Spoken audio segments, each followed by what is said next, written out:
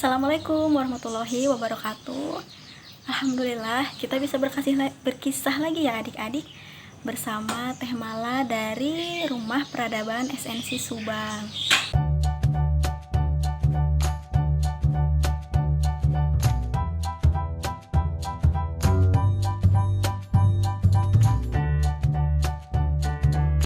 Nah, sekarang kita lanjutkan kisahnya tentang Abu Bakar Asy-Siddiq.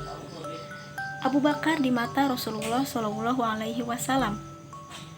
Usia remajanya baru menjelang. Memasuki usia pancaroba itu, ada kebiasaan yang dilakukan Abu Bakar. Ia senang duduk berlama-lama bersama para penganut Hanafiyah. Hanafiyah adalah ajaran agama lurus warisan Nabi Ibrahim alaihi salam.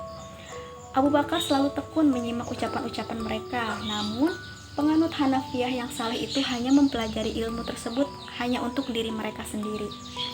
Siapakah kelak sosok lain yang bisa menggantikan posisi mereka?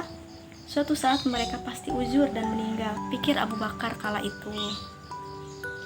Abu Bakar tidak kenal lelah mencari kebenaran.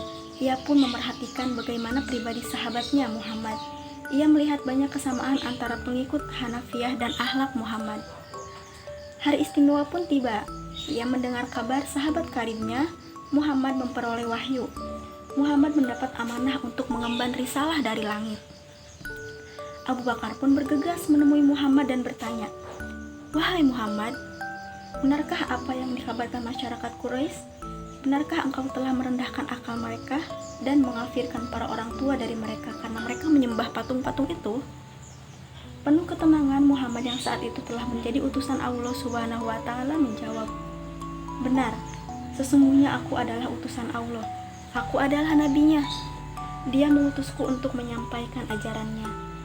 Demi Allah aku mengajakmu, Abu Bakar, sembahlah Allah semata yang tidak ada sekutu baginya. Janganlah engkau sembah sesuatu pun selain Allah Subhanahu wa Ta'ala. Aku menyeru dan mengajakmu untuk berjanji agar senantiasa taat kepadanya." Tanpa pikir dua kali, Abu Bakar langsung mengikuti ajakan Rasulullah Shallallahu Alaihi Wasallam. Ia pun sekaligus menyatakan penolakannya terhadap berhala. Ia berteguh diri menegakkan kebenaran Islam sebagai keyakinannya. Setiap aku mengajak seseorang untuk masuk Islam, selalu ada tanya dalam dan keraguan pada diri mereka. Namun tidak demikian dengan Abu Bakar. Ia tidak menunjukkan rasa keraguan sedikit pun, ujar Rasulullah memuji keislaman Abu Bakar. Pada satu kesempatan, ketika Rasulullah SAW duduk bersama para sahabat, tiba-tiba datanglah Abu Bakar. Seketika itu Rasulullah SAW pun bersabda, "Siapa yang suka melihat Atik, orang yang terbebas dari api neraka, lihatlah Abu Bakar." Sejak saat itu Abu Bakar pun terkenal dengan julukan Atik.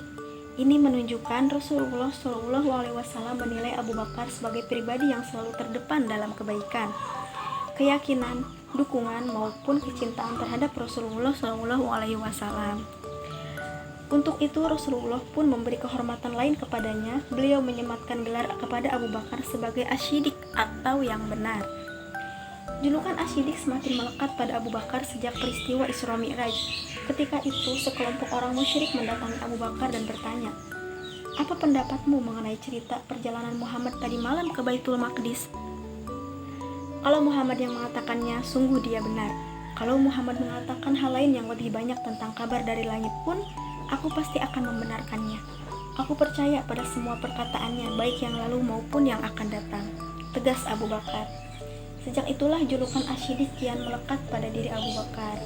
Kemudian, julukan apa lagi ya yang disematkan kepada Abu Bakar?